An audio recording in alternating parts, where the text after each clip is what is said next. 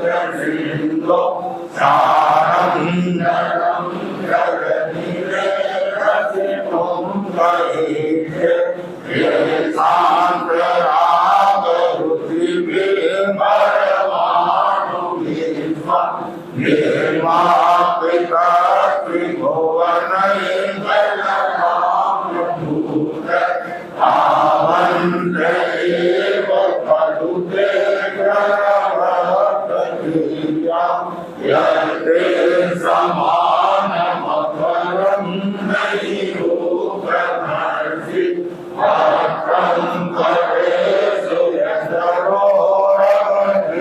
यशरोरगेन्द्रमाणि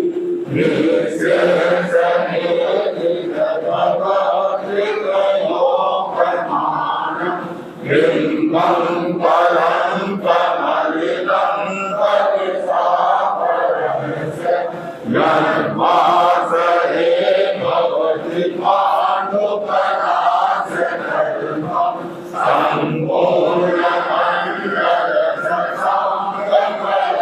सम्पूर्णमण्डलसंगमलाभलाभ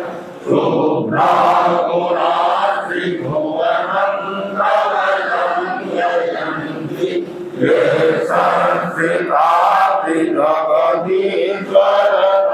संस्थितातिजगदीश्वररामदेवं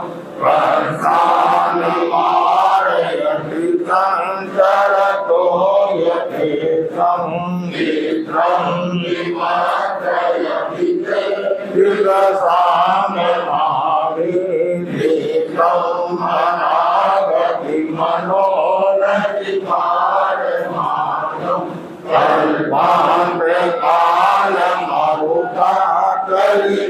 कल्पान्तकालमरुकाकलिकाचलेन मन्दरागशिखरं कलितं कदाचि नेतो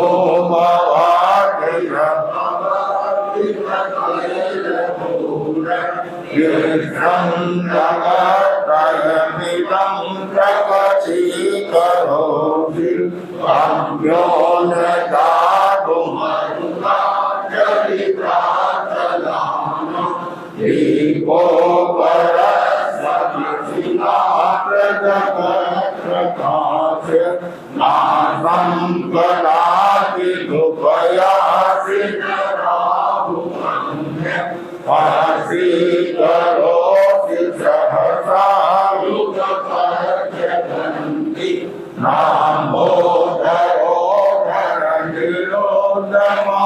नामोदरोधरनिरोधमाग्रभाव सूर्याभिसायि महिमात्रिपुरीन्द्रलोके नित्योदयं दलितमोहमहान्विकारं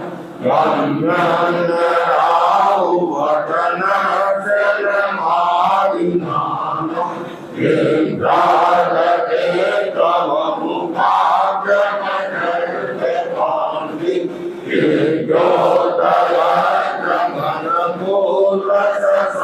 इंद्रोदयद्रमणमूलससाङ्गबिम्बं इंद्ररीषु शशिनागिरिवर्षधाम युष्मन्मुखेषु धरितेषु तमसु नार निःसन्नकालिमनसालिनि जीवलोके पायन्ति यज्जनतमे जलभारनाम्रे ज्ञानं यथा त्वयि विभाति कृतावकाशं दैवं तथा हरिहरादिषु नायकेषु तेजस्पुरं मणिसुयाति यथा महात्मं दैवं तु पादसकले किरणाकुलेति अन्यवरं हरिहरारयते मनीषा विशेषु येषु निलयं वैकोशमेति किं वीक्षितेन भवता भुवि येन नाम्य अस्मिन् मनोहरविनाथ भवन्तरेति श्रीराम शतानि शतशो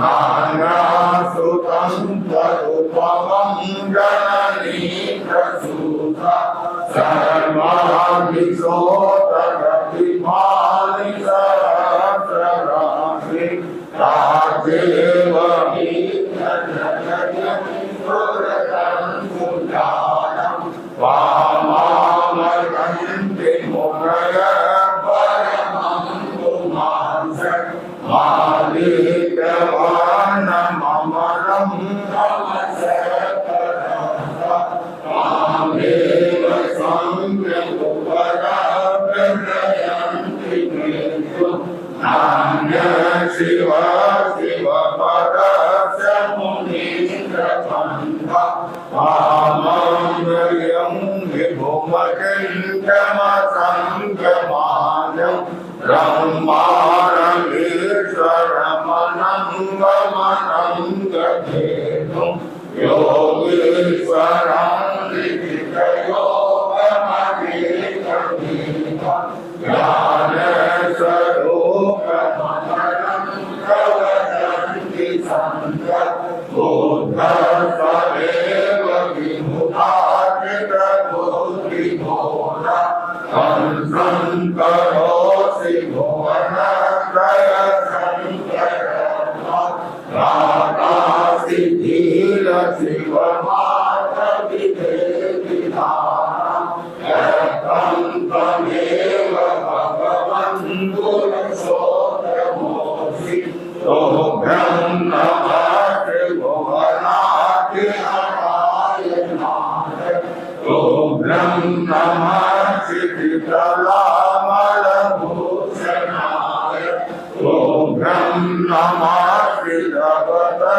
ปะเมสวรายโตพระนาโมทิระภาวนาทิโสสนายโตวิสโยตยตินาพระกุเมรเสสะอันทันติโกนิระวะปาตตยามุนิสะโตเสรุปาตวิวินาสยตาพระภาวะสัมมาเตเรตินังกนาจิตติสิโลสิโอเทระโสกตะลุสันติกะมุนวะโยกะอาหาริโลกะมะมะรังภวะโตนิตันตังตัสโสละสัตติระนามาตตะโมทิฐานังกิมมันตะเวริวะปะโร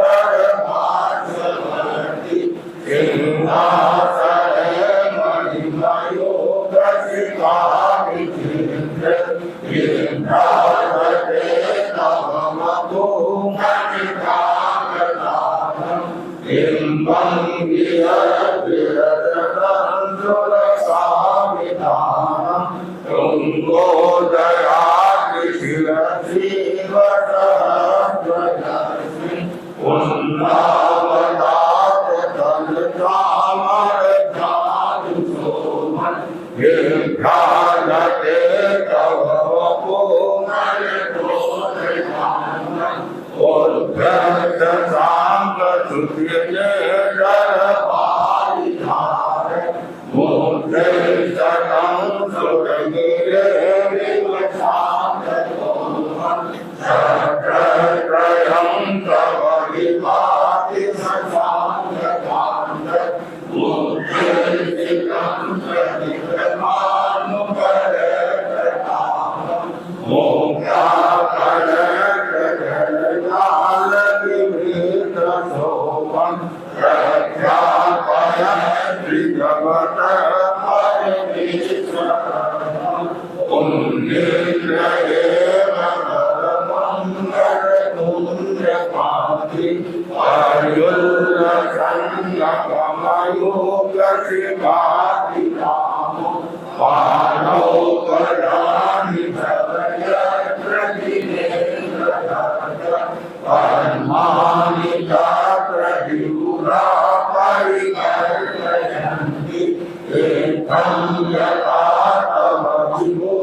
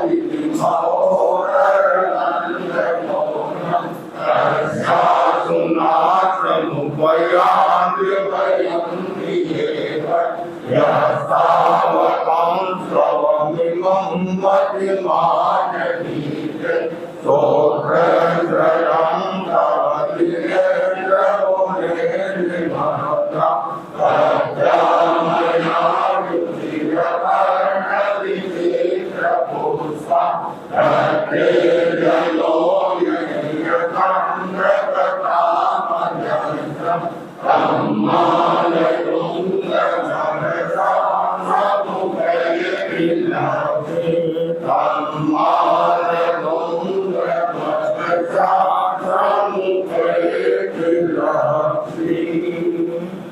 वक्तामरे मौलिमणि प्रभारं योगकंकरितपापतमोहितानं तन्नक्षरान्नखिलपादयुगं युगादा पालं ननं भवजले मतताञ्जनानां वक्तामरे प्रणतमौलिमणि प्रभारं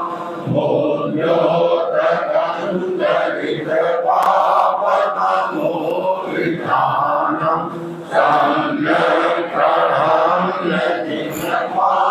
संयक्षरान्नखिलपादयुगं युगादा बालं ननं भवजले मतताञ्जनानां वक्तामरे प्रणतमौलिमणि प्रभारं मोह्योतकन्दरितपापतमोहितानं संयक्षरान्नखिलपादयुगं युगादा बालं ननं भवजले मतताञ्जनानां वक्तामरे प्रणतमौलिमणि प्रभारं मोह्योतकन्दरितपापतमोहितानं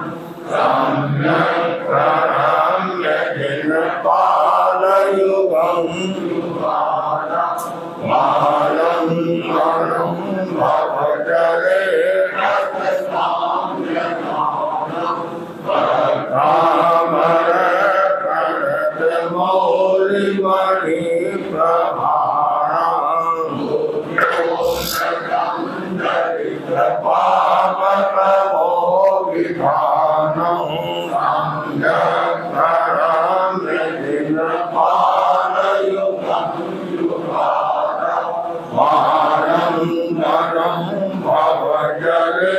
मतताञ्जनानां वक्तामरे प्रणतमौलिमणि प्रभारं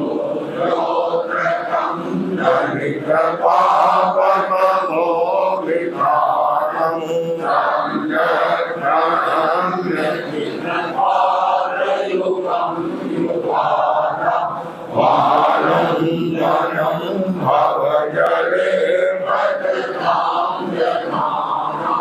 वक्तामरे प्रणतमौलिमणि प्रभारं मोह्योतकन्दरितपापतमोहितानं संयक्षरान्नखिलपादयुगं युगादा बालं ननं भवजले मतताञ्जनानां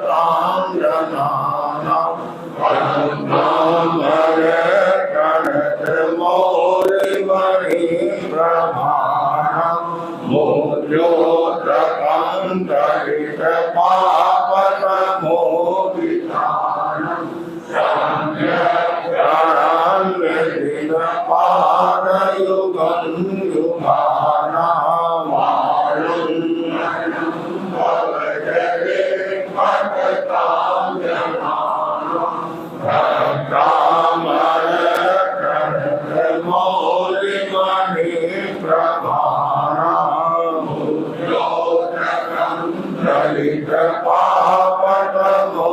मोह्योतकन्दरितपापतमोहितानं संयक्षरान्नखिलपादयुगं युगादा बालं ननं भवजले मतताञ्जनानां वक्तामरे प्रणतमौलिमणि प्रभारं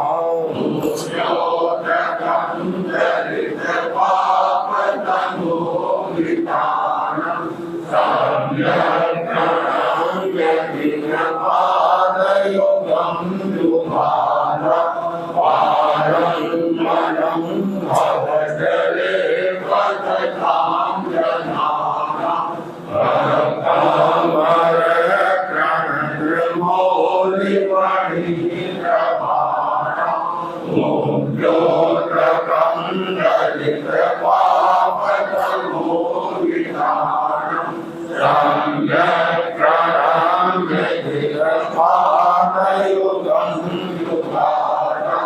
वारंतरं भवजले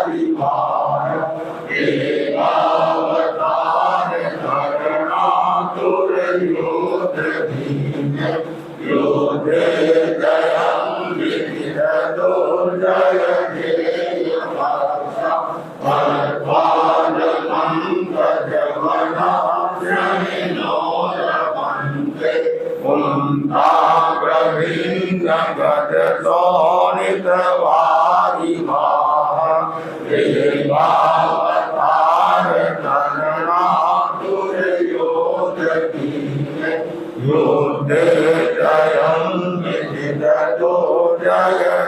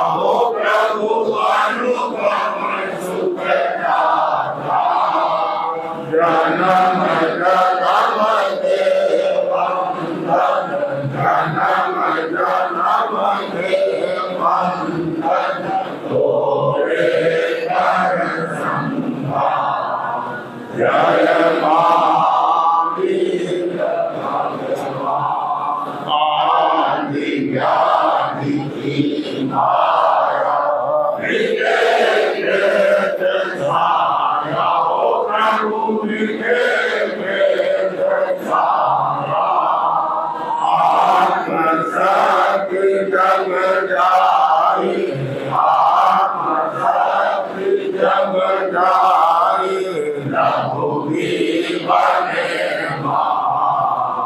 जय महावीर भगवान भक्ति भरा मन मेरा तोड़ना मेरा ओ प्रभु तोड़ना मेरा मन मन कर तुलसी मन मन तुलसी करो सदा संवाद जय महावीर भगवान जय महावीर भगवान जय महावीर भगवान मन मंदिर में आओ मन मंदिर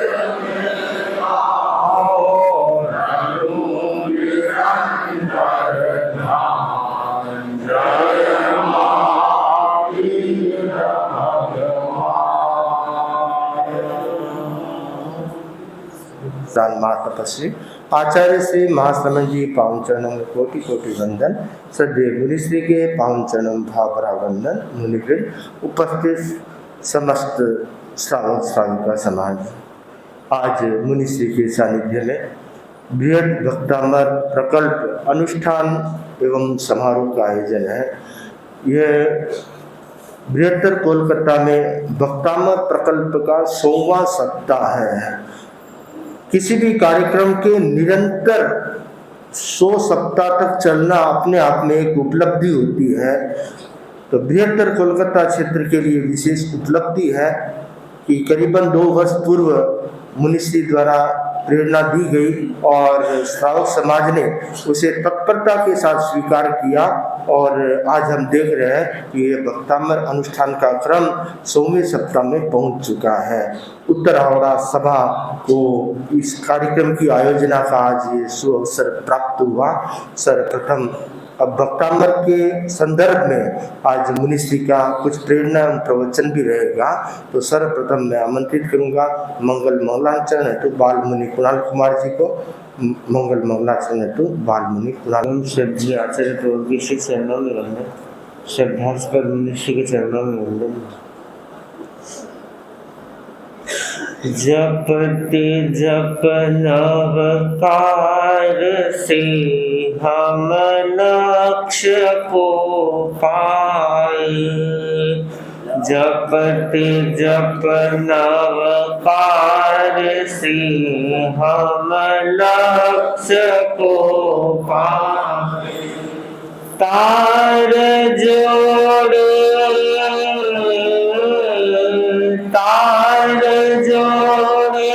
हृदय से नवकार गुण गाए।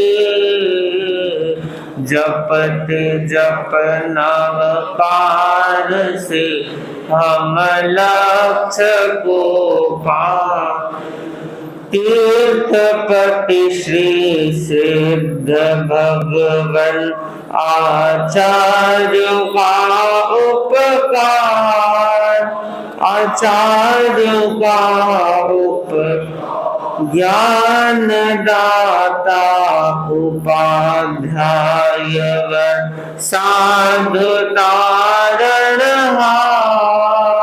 साधु तारण 5 पद 35 अक्षर समझ कर ध्याये।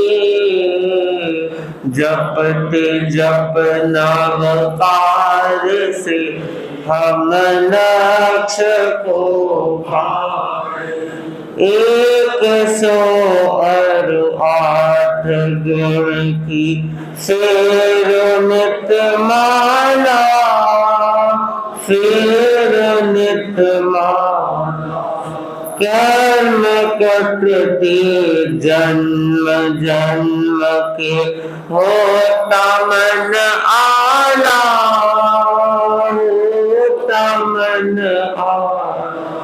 श्वेत रक्त गीत हरित नील वर्ण नाये, जपत जप नवकार से हम लक्ष्य को। जैन धर्म का मंत्र यह महामंत्र कहलाया, मंत्र कहला। लाखों लाखों भक्त जपते विकसे मन काया, विकसे मन काया। शक्तिशाली शक्तिशाली मूल मंत्र यह भव से तर जाए, जपत जप नवकार से हम लक्ष्य को। शूल सिंहासन बनी अग्नि बनी शीतल, अग्नि बनी शीतल। सर्प बन गया फूल माला, महामंत्र का बल, महामंत्र का बल। गुणों की हम पूजा करके सत्य को पाए, जपत जप नवकार से हम लक्ष्य को पाए, जपत जप नवकार से हम लक्ष्य को पाए। भक्तामर प्रकल्प अनुष्ठान टीम को कि वे आज के इस अवसर पर अपनी एक प्रस्तुति प्रस्तुत करेंगे। उत्तर हावड़ा भक्तामर प्रकल्प अनुष्ठान टीम। बृहत्तर कोलकाता में जो प्रकल्प का क्रम चल रहा है वह रविवार को दक्षिण हावड़ा में, सोमवार को लीलुआ में, मंगलवार को उत्तर हावड़ा में, बुधवार को साउथ कोलकाता में, गुरुवार को सॉल्टलेक में और शुक्रवार को पूर्वांचल में और शनिवार को टोलीगंज में मुख्य रूप से सभाओं द्वारा इन क्षेत्रों में चल रहा है। और मध्य उत्तर कोलकाता महिला मंडल भी शनिवार को चला रही थी, ऐसी सूचना है। वर्तमान में पता नहीं। अब गीत की जब संघ को सर्वव्यापी करना था तब उन्होंने भगवान आदिनाथ की स्तुति में भक्तांबर स्तोत्र की रचना की।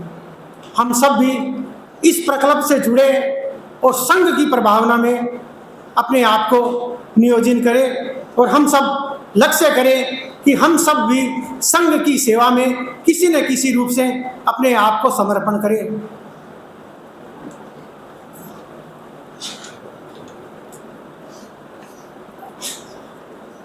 संघ की शरण सदा सुखकार, संघ की शरण सदा सुखकार। तेरा पंथ प्राणों से प्यारा, तेरा पंथ प्राणों से प्यारा।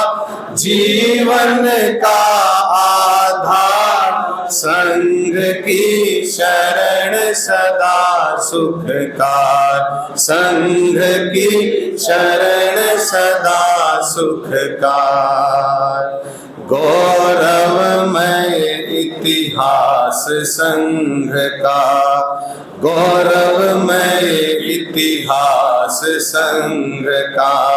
चमके जो ध्रुव तारा, प्राण त्राण है संघ कल्पतरु। सबका सबल सहारा, प्रतिदिन गौरव प्रतिदिन गौरव बढ़े संग का, पाए सदा निखार संग की शरण सदा सुखकार, संग की शरण सदा सुखकार। आचार्यों ने सदा संग का अभिनव नक्शा खींचा, बलिदानी संतों सतियों ने संग चमन को सींचा। कली कली मुस्काए गण की, कली कली मुस्काए गण की, गूंजे जय जयकार संघ की शरण सदा सुखकार, संघ की शरण सदा सुखकार।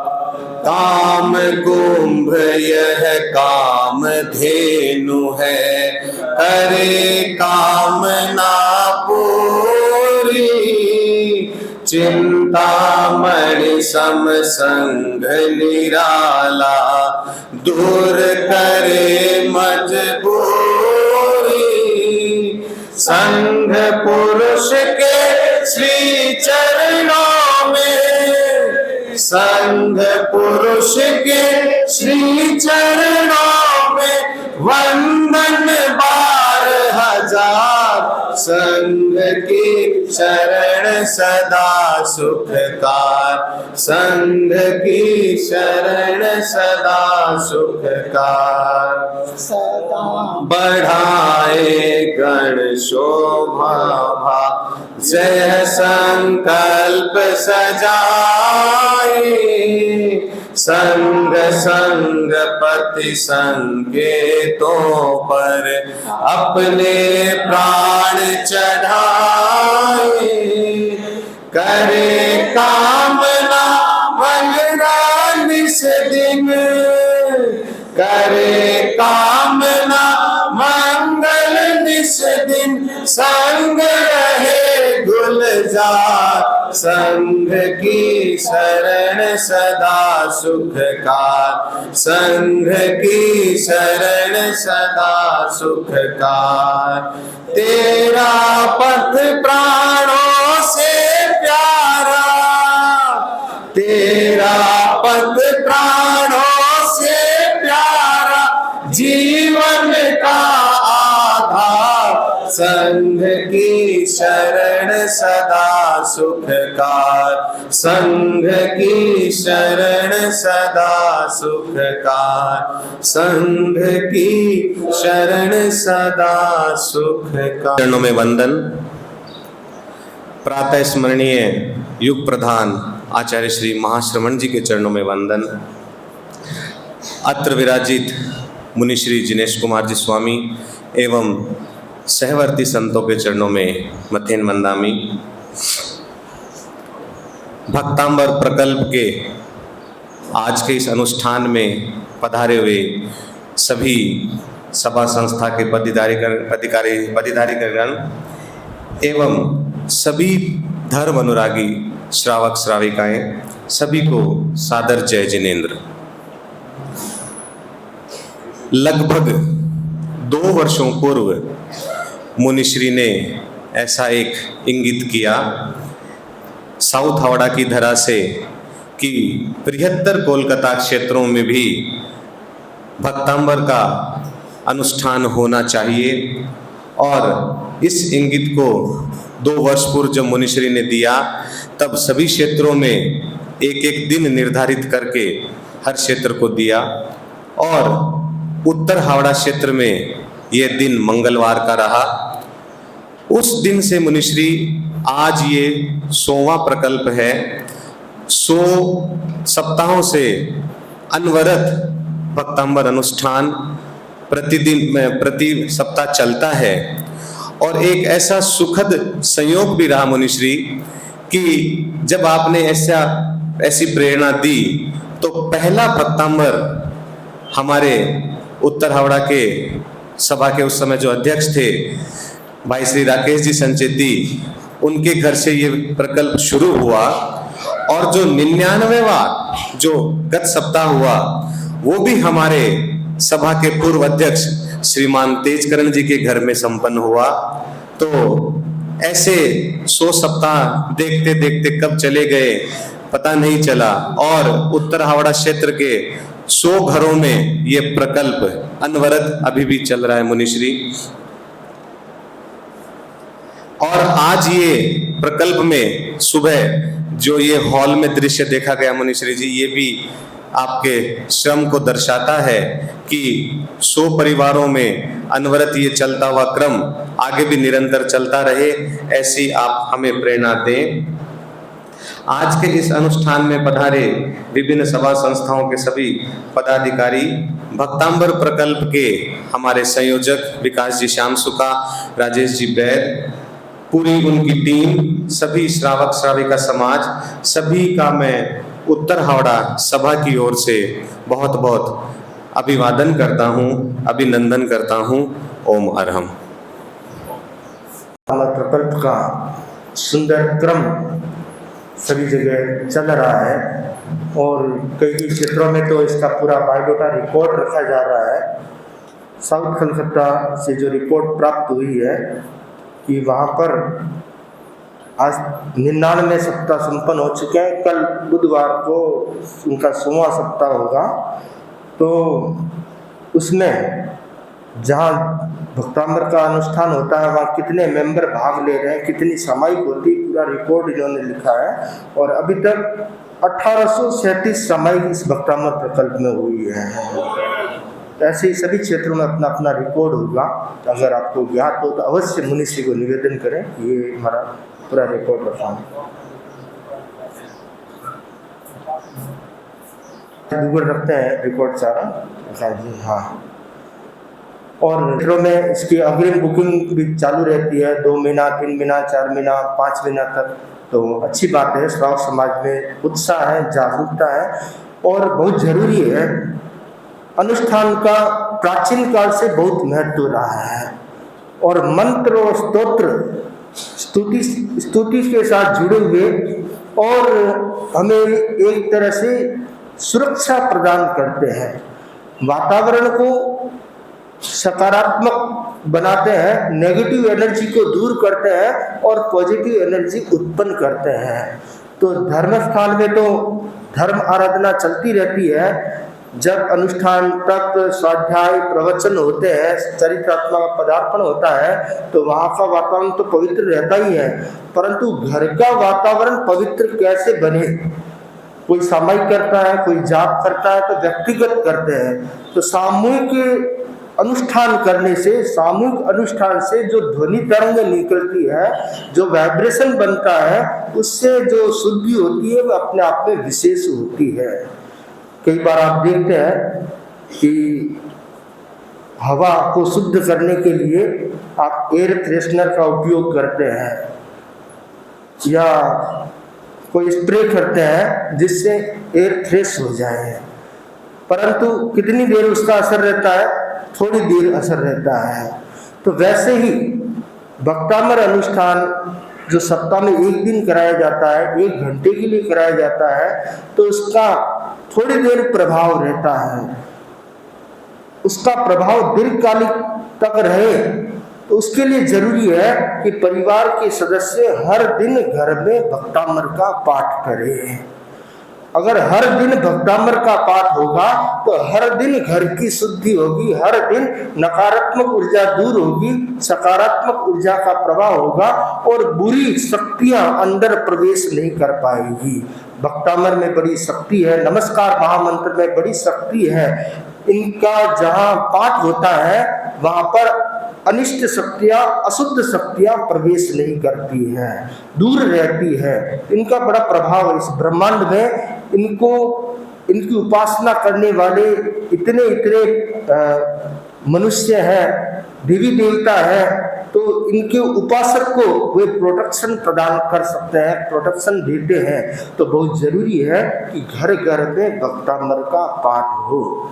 आजकल एक सिस्टम और चल पड़ा है कि वो मोबाइल में लगा देते हैं, बजता रहता है, घर वाले काम करते रहते हैं। ठीक है, वो सुनने में अच्छा लग सकता है, परंतु जो मूल उद्देश्य वो पूर्ण नहीं होता है। वो कब पूरा होगा? जब हम स्वयं पाठ करेंगे तो हमारे भीतर के चक्र जागृत होंगे, हमारी शक्तियां उद्घाटित होगी, हमारा प्रोटेक्शन हम खुद बना पाएंगे। उस उच्चारण से जो यांत्रिक उच्चारण है उससे वह संभव नहीं है। तो जरूरी है कि घर में कम से कम एक सदस्य तो भक्तामर अवश्य कंठस्थ करे। सारे सदस्य कर सके तो बहुत अच्छी बात है। जैसे बच्चों को नवकार मंत्र सिखाया जाता है, वैसे ही उन्हें भक्तामर भी सिखाना चाहिए, भक्तामर का भी कंठस्थ कराना चाहिए। हमें आश्चर्य होता है कि इंसान पढ़ाई में अपने 10 साल 15 साल लगा देता है। केजी से शुरू करें, बच्चे स्कूल में डालते हैं, तब से लेकर जब तक वो डिग्री क्लियर करता है तब तक 10 साल 15 साल पढ़ता है, परंतु एक भक्तामर सीखना है कि बहुत हार्ड लग रहा है, ऐसा नहीं होना चाहिए। थोड़ा सा संकल्प मजबूत बनाए और ज्यादा कुछ नहीं, रोज एक श्लोक सीखे। एक श्लोक भी नहीं सीख पाए तो रोज एक लाइन सीखे। एक लाइन सीखे तो भी 6 महीना में आपका भक्तामर पूरा हो जाएगा। तो अवश्य इस पर ध्यान दें, उच्चारण शुद्धि के साथ भक्तामर कंठस्थ करें और फिर उसका पाठ करें। और भक्तामर के अलग अलग श्लोकों का अलग अलग प्रभाव होता है और उनका अलग अलग अनुष्ठान किया जाए, जप किया जाए तो इसका अलग अलग लाभ प्राप्त किया जा सकता है। आप स्पेशलिस्ट डॉक्टरों के पास जाते हैं, हॉस्पिटलों में जाते हैं चिकित्सा के लिए, भक्तामर अपने आप में चिकित्सा है। तो घर में डॉक्टर बैठा हुआ है और बाहर घूम रहे हैं तो बड़ा आश्चर्य होता है। तो जरूरत है घर के डॉक्टर का उपयोग करने की, भक्तामर का उपयोग करें, नमस्कार महामंत्र का उपयोग करें, लोगस का उपयोग करें और इनसे हम अपने आप को स्वस्थ, प्रसन्न और समृद्ध और सुखी रख सकते हैं और अपने आध्यात्मिक जीवन को गति दे सकते हैं। अब मैं निवेदन करूंगा श्रद्धेय मुनि श्री से आज के इस विषय पर अपना उद्बोधन प्रदान करने को निवेदन। मुनि अहिंसा के अवतार भगवान महावीर स्वामी के श्री चरणों में कोटि से वंदन। युग प्रधान आचार्य श्री महासमुद्र के श्री चरणों में कोटि से वंदन। मुनिवृंद, उपस्थित भक्तामर प्रकल्प अनुष्ठान में श्रावक श्राविकाएं, भक्तामर संस्कृत भाषा का यह सुमधुर काव्य है। भक्तामर इस वाक्यावली से प्रारंभ होने के कारण स्तोत्र का नाम भक्तामर रखा है। इस स्तोत्र की भाव भाषा शैली उत्तम है। भक्तामर स्तोत्र जैन परंपरा का सर्वमान्य स्तोत्र है। श्वेतांबर और दिगंबर दोनों इसका पाठ बड़ी श्रद्धा से करते हैं। जीवन में अनेक परिस्थितियां आती हैं, किंतु जहाँ अध्यात्म है वहाँ कोई परिस्थिति नहीं है। जब हम आत्मा से बाहर आते हैं, आत्मानुभूति से थोड़े दूर होते हैं, तब सारी परिस्थितियां समस्याएं उत्पन्न होती है। अनेक बाधाएं, विघ्न, अपाय और समस्याएं आती है। मनोबल से शून्य व्यक्ति परिस्थितियों का सामना नहीं कर सकता है, हीन भावना में चला जाता है। ऐसा कोई व्यक्ति नहीं है जिसके सामने कठिनाइयां न आए। महान व्यक्ति वह होता है जो परिस्थितियों से जूझता है, मनोबल के द्वारा संकट की बेतरनी को तर जाता है। तरने के लिए नौका या आलम्बन चाहिए। सभी परंपराओं में अनेक स्तोत्रों की रचना हुई है। उनके सहारे अनेक समस्याओं को पार पाया जा सकता है। सूर्य के आगे बादल आते हैं, प्रकाश आवृत हो जाता है, सूर्य बादलों को चीर कर छिन्न भिन्न कर फिर आकाश में चमकने लग जाता है। बाधाओं को हटाने का सबसे बड़ा आलम्बन बनता है स्तोत्र। भक्तामर स्तोत्र मध्यम आकार का स्तोत्र ग्रंथ है, मंत्र गर्भित स्तोत्र है। इसमें मंत्रों के अक्षरों की योजना की गई है कि स्तोत्र जाप से सारा काम अपने आप में हो जाता है। उत्तरवर्ती आचार्यों ने भक्तामर के कई कल्प तैयार किए हैं, उन्हें सफलता मिली है। कोई भी यदि हम स्तोत्र की साधना करते हैं तो कितना लाभ होता है। शारीरिक स्वास्थ्य की प्राप्ति होती है, मानसिक स्वास्थ्य की प्राप्ति होती है, भावनात्मक स्वास्थ्य की प्राप्ति होती है और वो ज्ञान दर्शन साहित्य तक में गति प्रकृति करता है, शांति और समाधि को प्राप्त होता है और घर का वातावरण शुद्ध और निर्मल हो जाता है, पवित्र हो जाता है। आचार्य मानतुंग अपने युग के विशिष्ट आचार्य हुए हैं, शक्ति संपन्न आचार्य हुए हैं, मंत्रविद आचार्य हुए हैं। घटना वाराणसी की है, 7वीं शताब्दी की, और उसमें राजा हर्षवर्धन कोई कारण से नाराज हो जाता है तो राजा ने आचार्य मानतुंग को 4 मंजिला मकान और उसके तल घर में डाल दिया और लोग की सांपों से बांध दिया। आचार्य मानतुंग जैनाचार्य थे, आचार में विशेष सजग थे। वो कोई प्रदर्शन में विश्वास नहीं करते थे, चमत्कार में विश्वास नहीं करते थे, ऐसी विद्या में विश्वास नहीं करते थे। जब संघ के ऊपर संकट आ गया उस समय आचार्य मानतुंग भगवान ऋषभ की स्तुति करते हैं। और आप जानते हैं यदि आप मनोयोग के साथ, श्रद्धा के साथ, एकाग्रता के साथ, तल्लीनता के साथ, निस्वार्थ भाव के साथ यदि आप तीर्थंकरों की स्तुति करते हो, आचार्यों की स्तुति करते हो, लाभ ही लाभ होता है, नुकसान नहीं होता है। एक एक श्लोक बोलते गए, इतने तलीन और एक एक तारा टूटता गया। परिणाम ये आया सारे के सारे तारे टूट गए। उसमें 44 श्लोक बनाए और फिर 4 प्रात्याहार्य, ऐसे 8 होते हैं तो 4 के पहले बन गए और फिर वापिस 4 के और बनाए तो 48 हो गए। 48 हो गए तो इसमें अलग अलग परंपराएं हैं। श्वेतांबर परंपरा 44 श्लोक मानती है और दिगंबर परंपरा 48 श्लोक मानती है और उसके पीछे भी कारण है, ऐसा बताया जाता है। जब ये श्लोक प्रारंभ के जो 4 प्रातिहार्य हैं इसके तो श्लोक बन गए और बाद के बने नहीं तो वापिस उन्होंने बनाए हैं, तो कुछ संप्रदायों ने उसको स्वीकार किया और कुछ ने स्वीकार नहीं किया। और ऐसा भी कहा जाता है कि मूल जो 4 श्लोक की जगह दूसरे श्लोक स्थापित किए गए हैं। स्थापित किए गए तो दिगंबर परंपरा में 52 श्लोक भी आते हैं। दिगंबर परंपरा में 52 श्लोक भी आते हैं और हमारी सामान्य परंपरा 44 श्लोक की है। ये भी जानकारी रखने की बात है।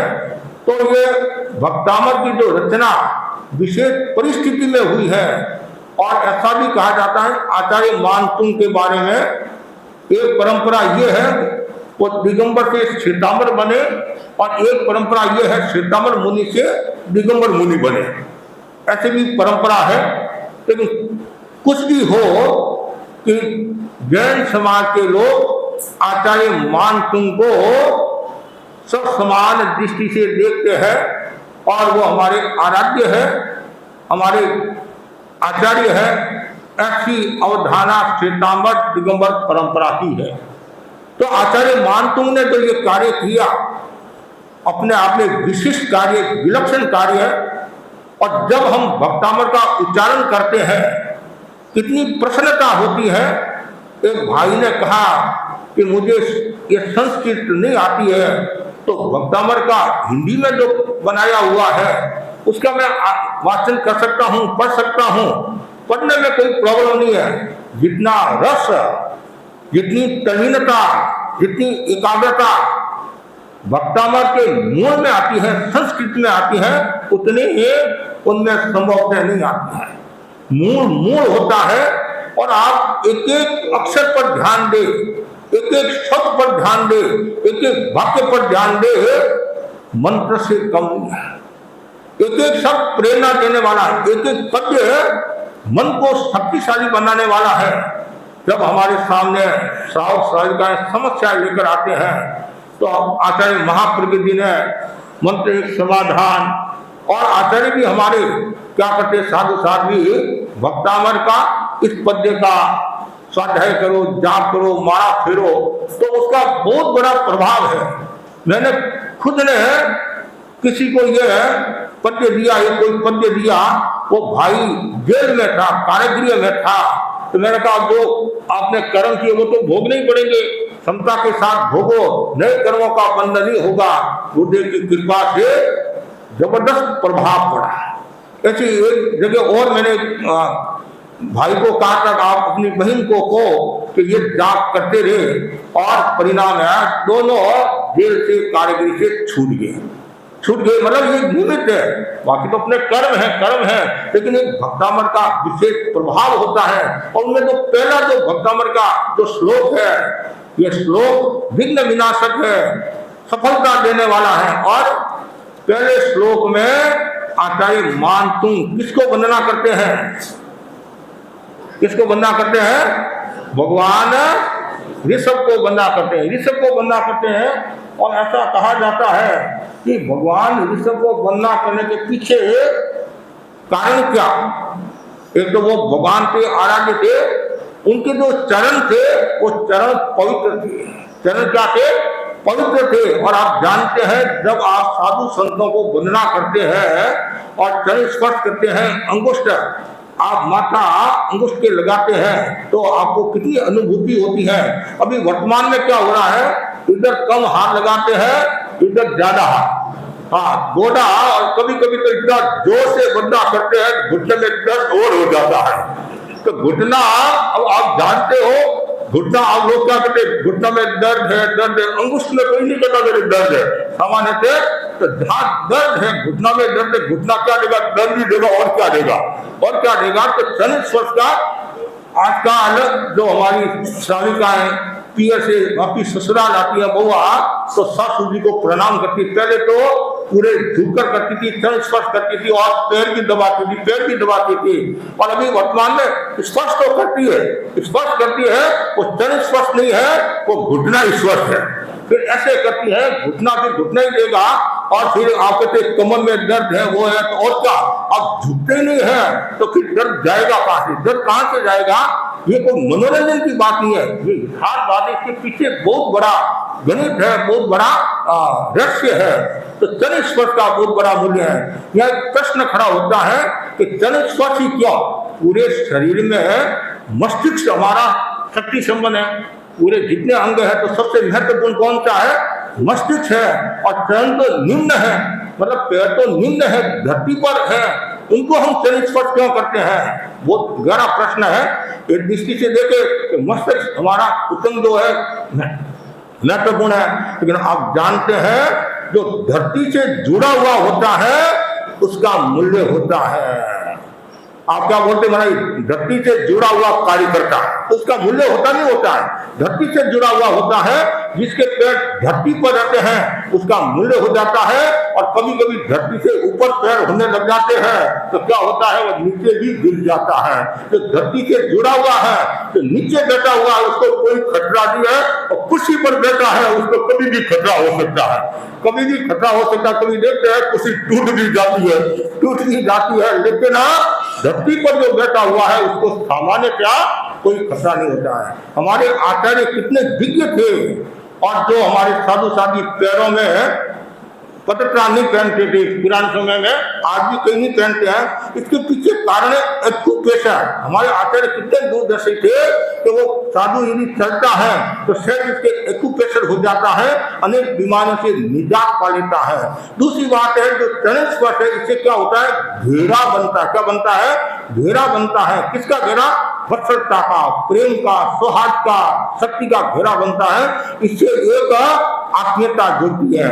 तो आचार्य मानसिंह फरमाते हैं, पवित्र चरणों को नमस्कार किया, जिसकी 3 विशेषता है। क्या है, पहले श्लोक में पहली विशेषता बताई है, ये उद्योग करने वाले हैं। क्या करने वाले हैं, प्रकाश करने वाले हैं। जब देवता भगवान के चरणों में झुकते हैं, प्रणाम करते हैं, तो उनके जो मुकुट होता है मणि, तो मणि होती है वो प्रकाश वाली होती है, और जैसे भगवान के चरण स्पर्श करते हैं तो वो मणि और ज्यादा प्रकाशित होती है, और ज्यादा। लेकिन मणि के पीछे तो अंधकार है वो, और मणि तो पौद्रिक है, मणि पौद्रिक है, और अंधकार में भी हो सकती है। लेकिन जब भगवान के चरणों में आता है अंगुष्ठ है, तो और ज्यादा वो प्रकाशित हो जाती है। तो प्रकाश का कितना बड़ा मूल्य होता है।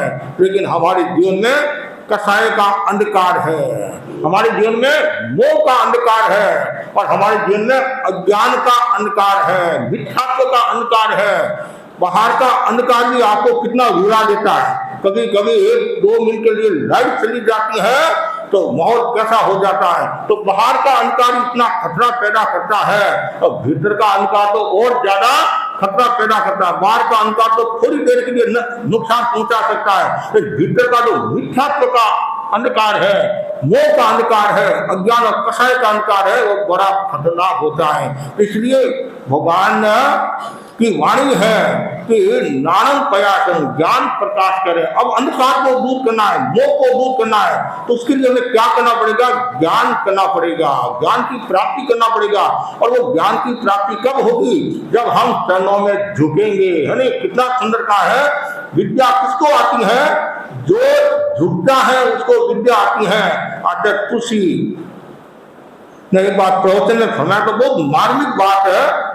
आचार्य कालुनाथ फरमाते थे कि एक साधु किसी को कुछ पूछना होता, छोटा साधु होगा, और पढ़ने में अति रुचि थी, पढ़ने में जिज्ञासु था, खूब रुचि थी। वो ऐसे बैठे बैठे प्रश्न पूछ लेता, मतलब इसका क्या उत्तर है, इसका क्या उत्तर है, इसका क्या उत्तर है। तो कहा ये तो अच्छी बात नहीं, अब बंदा करके प्रश्न पूछो, हमारी सामान्य परंपरा विद्या। तो वो साधु अगर भावावेश में आ गया, कुछ भी समझ लीजिए आप, तो ये हर बात के लिए बार बार ऐसे कोई खड़ा होना पड़ेगा, बार बार कोई पूछना पड़ेगा, हर बात के लिए बार बार पूछना पड़ेगा, ऐसे बनना करनी पड़ेगी।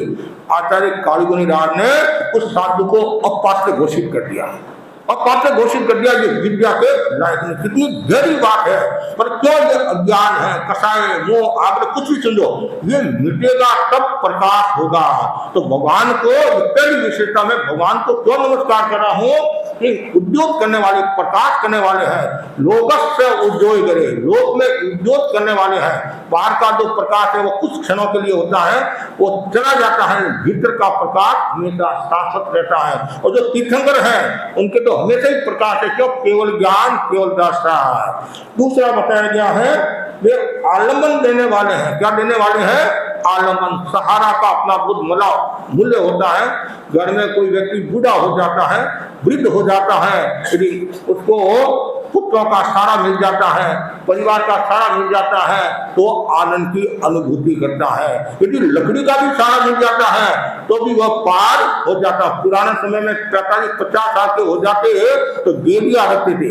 हमारे अनेक साधु साधियां गेलियां रखते थे, और आज हमारे साधु साधु विशेष गेलियां नजर नहीं आता है। तो अपने आप को जवान मानते हैं, अपने आप को जवान मानते हैं, और सावकों में भी वो कम गेलियां लकड़ी हाथ में मिलेगी। 80 वर्ष का है, 85 वर्ष का है, तो भी वो पैदल आएगा, मतलब या गेलियां नहीं, लेकिन आलम्बन का अपना मूल्य होता है। यदि पास में लाठी है या आलम्बन है तो वो रास्ता भी पार कर लेता है, समस्या नहीं आती है। तो हमारा आलम्बन कौन सा है? धर्म का आलम्बन कौन सा है? वो है अध्यात्म। मतलब आलम्बन है धर्म हमारा, पर आत्मा का आलम्बन क्या है? आत्मा को शुद्धि करने का आलम्बन है अध्यात्म। तो भगवान ऋषि की स्तुति करते हैं, वो हमारा आलम्बन है कि भगवान के चरणों में झुकेंगे तो हमारा कल्याण होगा। तो आलम्बन जरूरी है। जितने यहाँ भाई बहन बैठे उनको भी मैं कहना चाहूंगा, और संसारी जीवों, तो संसारी जीवों के लिए भी आलम्बन का अपना मूल्य होता है। माँ बाप होता है। कभी कभी भावावेश में आ जाते हैं कि मेरे को माँ बाप की आवश्यकता नहीं है, कभी कोई करे मेरे को सासू की आवश्यकता नहीं, मेरे तो पड़ोसी काम आ जाएंगे, मेरे दूसरे काम आ जाएंगे। कोई काम नहीं आता है, थोड़े दिन है और फिर आपको सब मतलब अंगूठा दिखाने लग जाएंगे। लेकिन माँ बाप होता है तो माँ बाप का जो सारा है वो एक अलग सारा होता है, परिजनों का सारा अलग होता है। तो अध्यात्म के क्षेत्र में है तो धर्म का जो सारा वो विशेष सारा होता है वो आलम्बन।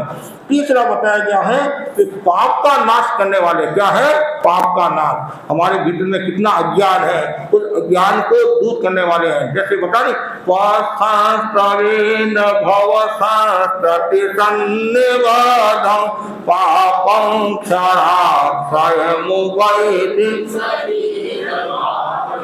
आक्रांत लोक मलिनीलमसे समाको सूर्यांतो भिन्नमेव सार्वर।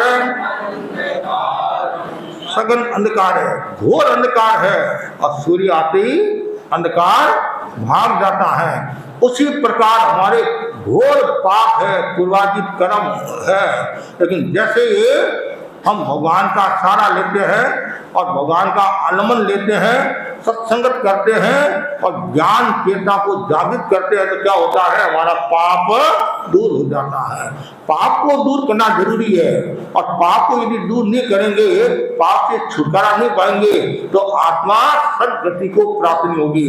तो तीर्थंकरों का जो चरण है, उनकी जो विशेषताएं हैं वो है जब हम चरणों में झुकते हैं तो हमारा पाप दूर हो जाता है, पाप नष्ट हो जाता है। तो ये 3 विशेषताएं बताई गई है, और ये 3 विशेषताएं अपने आप में एक प्रेरणा देने वाली है।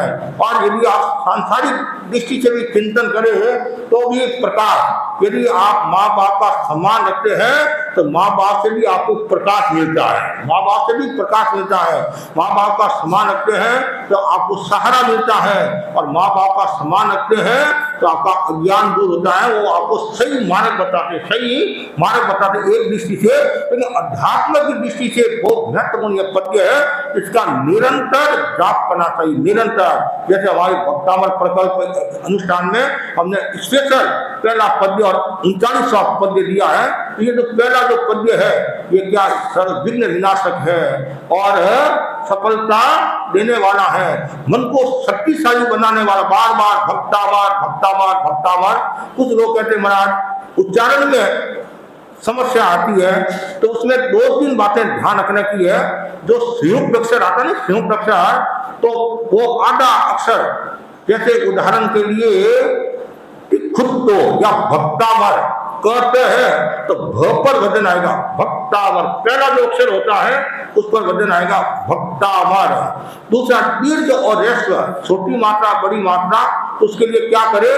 तो लंबा है वो दीर्घ है वो लंबा बोला जाएगा, जो ह्रस्व है वो जल्दी बोला जाएगा। जैसे करेमी, करे रे दीर्घ है, करे ह्रस्व है तो जल्दी बोला जाएगा। और ये 2 बातों का ध्यान रखना, ऐसे धीरे धीरे उच्चारण भी शुद्ध हो जाएगा। मेरे को भाई ने कहा महाराज मैंने कल्पना ही नहीं की कि मैं भी कभी भक्तामृत सीख पाऊंगा। आपकी कृपा हुई, आपने भक्तामृत प्रकल्प शुरू करा दिया तो अब मैं आराम से बात लेता हूँ और बोल भी देता हूँ, तो बहुत फर्क पड़ता है। निरंतर करने से बहुत बड़ा लाभ होता है, बहुत बड़ी शक्ति प्रेरणा मिलती है। और जो 39वां श्लोक है वो भी सर्व शांति प्रदायक है, शांति देने वाला है। और उसका जो भावार्थ, जो अर्थ है, भालों की नोक से छिन्न भिन्न हुए हाथियों के शरीर से रक्त रूपी पानी का प्रवाह बह रहा है और उस प्रवाह में उतरने और तैरने के लिए योद्धा आतुर हो रहे हैं। ऐसे भयंकर युद्ध में तुम्हारे चरण कमल रूपी वन का आश्रय लेने वाले दूसरे शत्रु पक्ष को पराभूत कर विजय को प्राप्त कर लेते हैं। जीवन में उतार चढ़ाव भी आते हैं और पक्ष विपक्ष भी होता है, शत्रु भी होते हैं, मित्र भी होते हैं, लेकिन इस श्लोक का उच्चारण करने से, बार बार जाप करने से तो शत्रुता भी समाप्त हो जाती है और सारा मामला हमारे पक्ष में हो जाता है। तो तीर्थंकरों की स्तुति का एक अलग प्रभाव होता है। तो ये दोनों श्लोक है जो अपने आप को हमारे को शक्ति देने वाले हैं और आत्मा को प्रकाशित करने वाले हैं। ऐसे हर श्लोक का अपना मूल्य है। जैसे छठा जो श्लोक है वो स्वर शक्ति से जुड़ा हुआ है, अल्प श्रुतम। 7वां जो श्लोक है वो पाप को, अज्ञान को दूर करने वाला है। 15वां जो श्लोक है ब्रह्मचर्य की साधना के लिए, और बाकी के इसमें सब बताया हुआ भी है, इसका ये जाप और इसके अतिरिक्त भी अलग अलग बातें बताई गई है। अमुक जैसे कोई सर्पदंश दस गया तो उसके लिए इस श्लोक का जाप करो, बिच्छू ने डंक मार दिया तो ये श्लोक का जाप करो, और कोई बाधा आ गई, कोई विघ्न आ गया, कष्ट आ गया तो इस श्लोक का उच्चारण करो, जाप करो 11 बार 21 बार, यह जैसा बताया गया। तो इसमें यह भी बताया गया है कि ये जो भक्तामर का पाठ कब करना चाहिए। आज ये भी हमारे सामने कभी कभी समस्या आती है। अभी वर्तमान में आचार्य महासमुंद जी ने मैत्री कृपा करके फरमाया है, रात को 12 बजे से लेकर सुबह 12 बजे तक भक्तामर का पाठ कर सकते हो। ऐसे सीख ना करना वो अलग बात है। जो विधिवत है ये या सामान्यतः सुबह सूर्योदय के आसपास आज भी हजारों साधु साध्वी और हजारों श्रावक प्रतिदिन भक्तामर का पाठ करते हैं, और जब तक वो पाठ नहीं होता है तब मुंह में पानी भी नहीं डालते हैं। आज मेरे को इतने 44 साल हो गए प्राय में, जब तक वो भक्तामर नहीं होता है। आचार्य महासमुंद जी को भी याद है, उनको भी याद है, दिनेश जी तुम भक्तामर का पाठ करते थे, भक्तामर का तुम बहुत बड़ा आनंद आता है। 20 मिनट लगता है, 10 मिनट लगता है, इसमें जल्दीबाजी भी नहीं करना चाहिए। एक एक श्लोक पर चिंतन करते हुए यदि अर्थ आए तो और खुशी की बात है, अर्थ नहीं है तो भी भक्ति से करते जाओ। और उसके लिए ये भी बताया गया, अलग अलग बताया गया है अब भक्तामर का पाठ कब शुरू करना चाहिए, उसके लिए भी बताया गया है। जैसे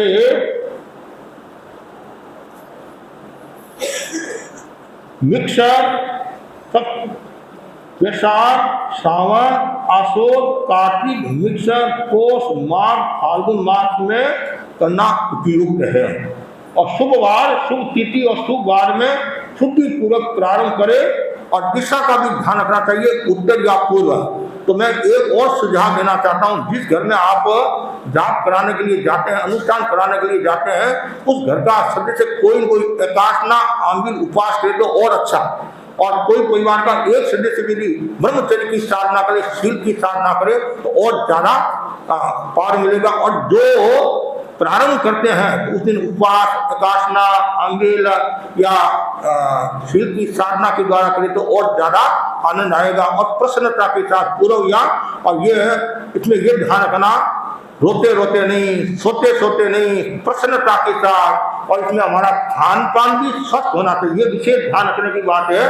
क्यों? कोई भी मंत्र की साधना करते हैं, हमारे को बताया गया है हर किसी को मंत्र नहीं देना चाहिए। हर किसी को हम दे देते हैं, हर किसी को मंत्र नहीं देना।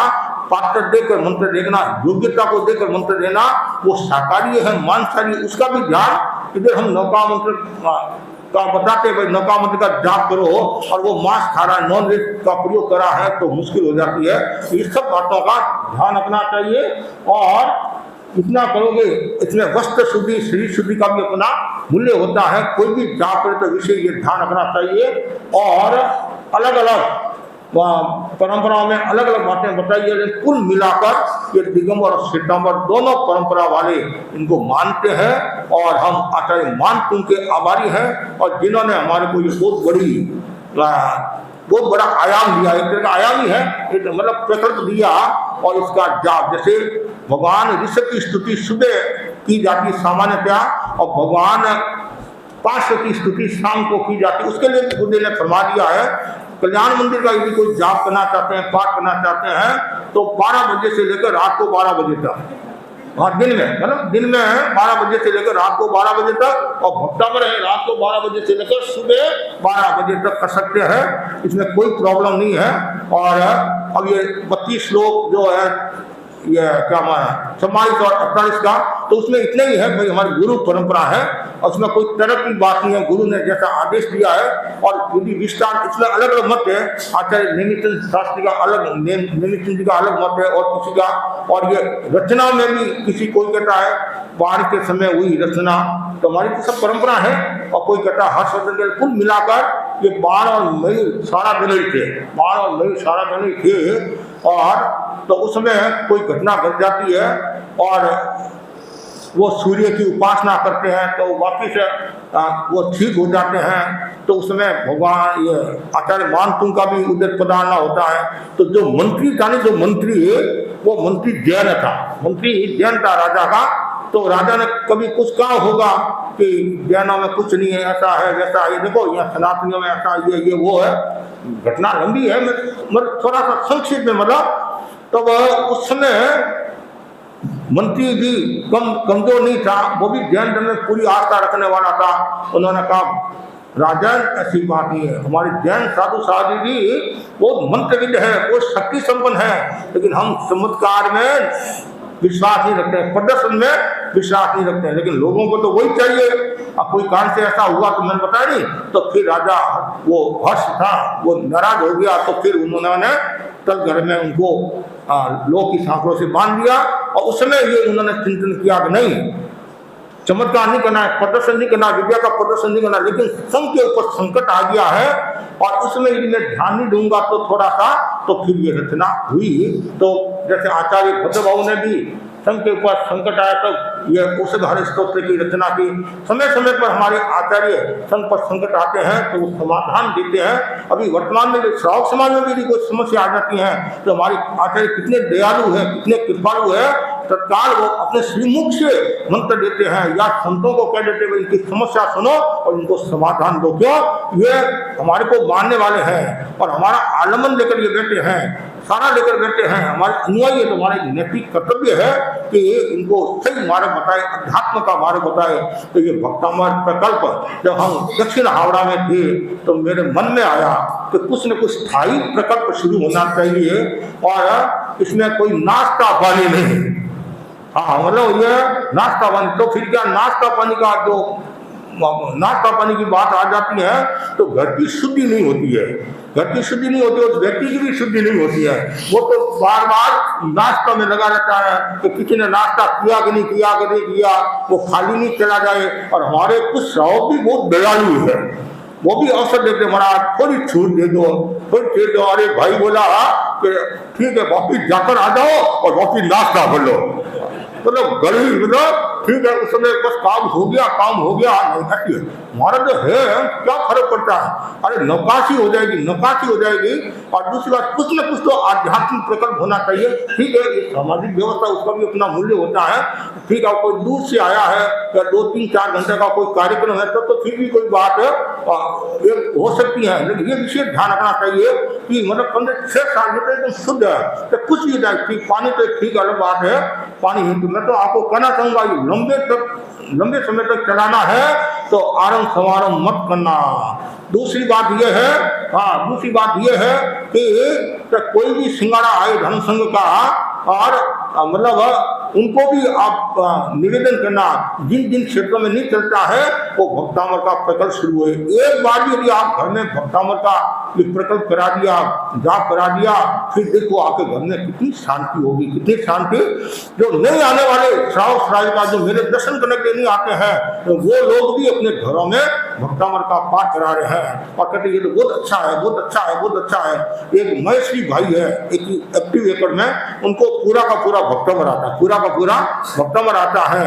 और भी लोगों को आ सकता है, तो इसलिए तो बस इतना ही मैं कहना चाहूंगा कि आप कोई आरंभ समारोह मत करना और जो समय दिया हुआ उस समय में पूरा करना है और अपना दिमाग मत लगाना, ज्यादा दिमाग मत लगाना कि ये गीत गाले फटाफट बोल नहीं, जो है उसके बराबर है। और आपको इतने ही कोड है तो 7 बजे के बाद में और एक समय कलर कौन मना करे, एक समय कलर कौन मना करे, लेकिन ये 6 से 7 का इसमें नहीं है कि आज कार्यक्रम है, महाराज के सामने जाना 6:30 बजे पूरा करना ही कितने ही महाराज आओ, कुछ भी आओ। और भी तो सारा का सारा गांव थोड़े ही भक्तामृत में आता है, जो गए हैं उसके अलावा भी वो सामने। और जो घरों में कराया जाता है उन घरों वालों को भी कहना चाहूंगा, सारे के सारे सदस्य उस भक्तामृत प्रकल्प में बैठेंगे तो और ज्यादा आनंद की अनुभूति होगी। कभी कभी क्या होता है, कराने वाले तो कौन जाते हैं, कराने वाले और जो करने वाले उनका पता नहीं, अरे अभी तो वो उठा नहीं है, नहीं अच्छी बात नहीं है, पहले सजग रहना चाहिए। और मुझे प्रसन्नता है कि भक्तामृत के प्रति लोगों का बहुत रुझान है। और जो हमारी टीम है, ये सबसे महत्वपूर्ण बात है, कहीं 10 है, कहीं 15 है, कहीं 20 है, वो टीम इतनी सक्रिय है और समय पर पहुंच जाती है। और टीम के कुछ सदस्य तो ऐसे हैं बहुत अच्छा उच्चारण करते हैं, वो शुद्ध उच्चारण करते हैं और ऐसा माहौल बना देते हैं। और कभी कभी तो दो भी कराने पड़ जाते हैं, ऐसा भी कभी ऐसी परिस्थिति दो भी कराने पड़ जाते हैं। इसका मतलब है भक्तान के प्रति रुझान है, तो ये रुझान चलता रहे और नए कार्यकर्ता भी जुड़े, नए कार्यकर्ता। मैं बहनों को भी कहना चाहूंगा, बहने आप भी कुछ प्रकल्प शुरू करे, जैसे भाई लोग भक्तामृत करे हैं तो बहने शाम को कल्याण मंदिर शुरू करे, इस पर भी चिंतन करेंगे तो इससे क्या होगा, हमारे संस्कार कुछ होंगे और जैन धर्म के प्रति आस्था बढ़ेगी। तो जैन धर्म महान है और जैन एकता के जो 3 आलम बताए गए हैं, नौका मंत्र, समाई और भक्तामृत, ये तीनों से हमारी जैन एकता और मजबूत होती है। तो ज्यादा से ज्यादा भाई बहनों को ये भक्तामृत प्रकल्प करना चाहिए। और ये 100वां सप्ताह यदि योग की बात है, और जब हम कोई क्षेत्र में थे तो हमारे उत्तर हावड़ा के शुक्रवार आते हैं। ये भी मुझे प्रसन्नता की बात है, अलग अलग एरिया के क्षेत्रों के लोग, कोई सोमवार मंगलवार को आता है, कोई बुधवार को आता है, कोई गुरुवार को आता है, ये भी एक खुशी की बात है। तो इससे भी हमारे संस्कार पुष्ट होते हैं। तो हमारे श्राव भाई दत्तन जी और संजय जी पूरी इनकी टीम आई कि हमारा 100वां सप्ताह हम आपके सानिध्य में। तो पहले तो मैंने सोचा कि कैसे होगा, मेरे पास समय, तो फिर मैंने परमानंद जी को पूछा कि भाई हमारा टाइम कौन सा है, कि टाइम नहीं आ रहा है, तो टाइम नहीं आ रहा है तो फिर मना नहीं करना, इनकी इतनी भक्ति है, इतनी श्रद्धा है, मना नहीं करना। तो फिर हमने कह दिया 100वां सप्ताह उत्तर हावड़ा में मनाने का भाग है। तो ये खुश हो गए, प्रसन्न, और कितने दिनों से ये मेहनत कर रहे हैं, पर सबको प्रेरणा देने के ज्यादा से ज्यादा जुड़ो। और अच्छी संख्या में सुबह है तो नींद का टाइम होता है, मीठी नींद का टाइम होता है, चाय का टाइम होता है, अखबार पढ़ने का टाइम होता है, या मोबाइल देखने का टाइम होता है, कहाँ जाना क्या है, इन सबको छोड़कर आप वो दूर से आए हैं, आप सब साधुवाद के पात्र हैं। और जिन्होंने भी श्रावकों ने मेहनत की है, तेरापन सभा उत्तर हावड़ा को विशेष साधुवाद देता हूँ। और ये जो विकास जी संयोजक है, विकास संयोजक की पूरी टीम, विकास जी और राजेश खन्ना नहीं, राजेश जी, राजेश जी, इन दोनों ने और इनकी पूरी टीम ने मिलकर मेहनत की है। और सबको मैं साधुवाद देता हूँ। और सभा के अध्यक्ष यहाँ नहीं है जुगल किशोर जी, उनके मन में भी बहुत भावना थी कि हमारे को ये कराना है। मंत्री प्रवीण जी और उनकी पूरी टीम, सभा, युवा परिषद, महिला मंडल, कन्या मंडल, किशोर मंडल और ट्रस्ट, अंग समिति, सबको मैं साधुवाद देता हूँ। जिन्होंने भी निरवधि प्रवृत्ति की, वे सब साधुवाद के पात्र हैं। और आसपास के क्षेत्रों से जो भी लोग आए हैं, जिन्होंने भी निरवधि प्रवृत्ति की, वे सब साधुवाद के पात्र है। दलाली का अपना मूल्य होता है, कहते नहीं, कुछ लोग व्यापार में दलाली करते नहीं, दलाल का काम करता हूँ, दलाल का टीम है। और कहीं ऐसा होता है, कभी हम वहाँ रह रहे हैं तो उनका बुधवार का तो कुछ हमारे यहाँ आ जाते हैं और कुछ मतलब उनके घरों में चले जाते हैं। जैसे गुरुवार, शुक्रवार, सबसे पहले रविवार को हमने दक्षिण हावड़ा को, लेकिन उसमें प्रेरणा दी रविवार, और प्रारंभ सबसे पहले शायद लीलवा से हुआ होगा, नहीं तो लीलवा 100वां सप्ताह हो गया आपका, हाँ लीलवा, सोमवार लीलवा है और छोटा क्षेत्र है, भक्ति वाला क्षेत्र है। और मंगलवार है जो वो है पड़ोसी उत्तर हावड़ा, पड़ोसी उत्तर हावड़ा हो गया। और बुधवार है हमारा दक्षिण कलकत्ता, बड़ा शहर है, बड़ा क्षेत्र है। और गुरु और शुक्र जो है सॉल्टलेक और पूर्वांचल। और सॉल्टलेक वालों का तो एक अलग ही है, 15, 20 में कल जयसिंह जी ने बताया मुझे कि प्रारंभ में 3 जने थे, इतना ध्यान दिए आने, और आज हम 40 जने। फर्स्ट जो भक्तामर का प्रकल्प 3 थे और अब हम 40 तक पहुंच गए हैं। ऐसे पूर्वांचल में भी अच्छा माहौल बना हुआ है। और टोलीगंज वाला में एक इनके 52 सप्ताह हो गए, अब 1 साल से करें 52 सप्ताह हो गए, 52 हो गए ना, हाँ 1 साल हो गया है। और अच्छी तरह यहाँ भी जागृति है। और उत्तर मध्य कलकत्ता का महिला मंडल, ऐसे पहले बिहार भी थोड़ा चल रहा था, लेकिन अब कुल मिलाकर ये सारा जो है वार बहुत अच्छा। और जिन क्षेत्रों में नहीं हो रहा है यदि वो भी करा सकते हैं तो उनको भी कराना चाहिए, एक अच्छा माहौल बनेगा। और मैं पुनः सबके प्रति खूब आध्यात्मिक मंगल कामना करता हूँ। तो संघ की सेवा करो, आत्मा की आराधना करो। और ये भक्तामर प्रकल्प बहुत महत्वपूर्ण स्तोत्र स्तुति स्तव का बहुत बड़ा मूल्य है। ये गुणोत्कीर्तन क्या है, गुणोत्कीर्तन, और गुणी जनों के गुणगान करने चाहिए। और गुणी जनों के गुणगान करने से, तीर्थंकरों के गुणगान करने से तीर्थंकर नाम गोत्र का बंधन हो जाता है। ज्ञानी रा गुण गावता तीर्थंकर गोत्र बंधाए, शंका हो तो देख लो ज्ञाता सूत्र माए। ज्ञाता का महत्वपूर्ण पद है। तो हमेशा गुणगान, गुणानुवाद, अनुराग का भाव हो, प्रमोद भावना।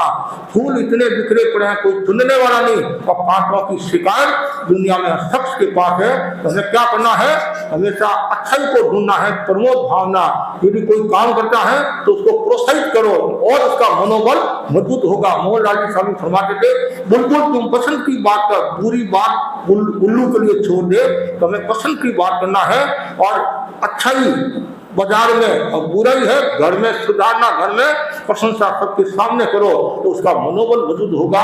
और गुरु का जो 2 शब्द होता है, मुनि के 2 शब्द होते हैं, वो अपने आप में प्रेरणा देने वाले होते हैं। तो श्रावक समाज में खूब उत्साह है और ये उत्साह निरंतर चलता रहे, यही मैं मंगल कामना करता हूँ। इसी आशा का ओम। प्रकल्प अनुष्ठान के संयोजक विकास जी शाम सुखा को वे आभार ज्ञापन करेंगे।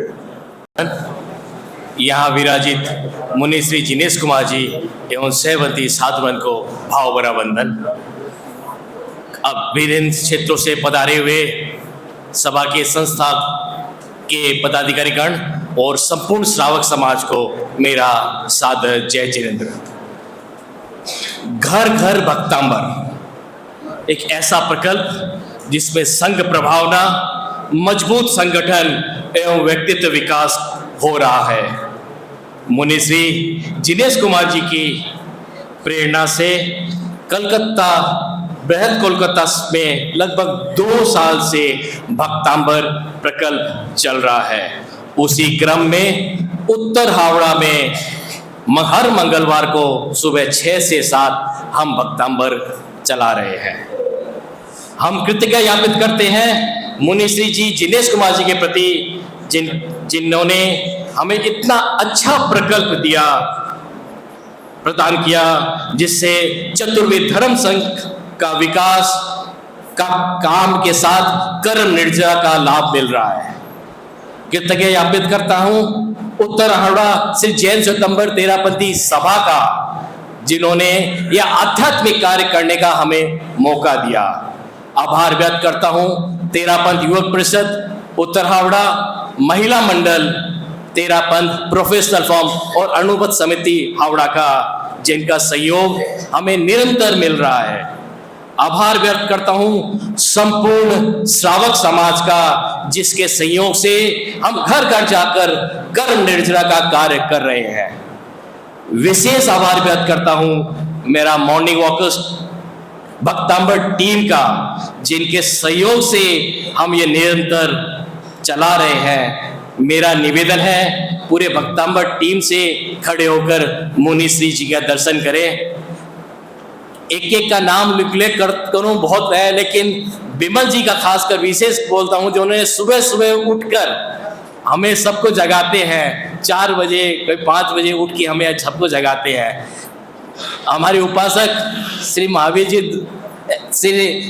हमारे उपासक श्री जबर जी दुगड़, जो हमें पूरा हेल्प करते हैं। रवि जी, आपने अशोक जी डागा, जतन जी डागा, किन किन का नाम उल्लेख करूं, सब हमारे बहुत है, मेरे सह मित्र और मेरे जो मेरे सहयोग दे रहे हैं, राजेश जी वैद, वो मैं हमेशा सहयोग देते रहते हैं। मेरा निवेदन पूर्ण श्रावक समाज से कृतज्ञ ज्ञापित करते हैं, कर दिए। कृतज्ञोस्मि, हम कुछ आपके आभारी हैं। कृतज्ञोस्मि, हम सब आपके आभारी हैं। कृतज्ञोस्मि, हम सब आपके आभारी हैं। बहुत बहुत आभार।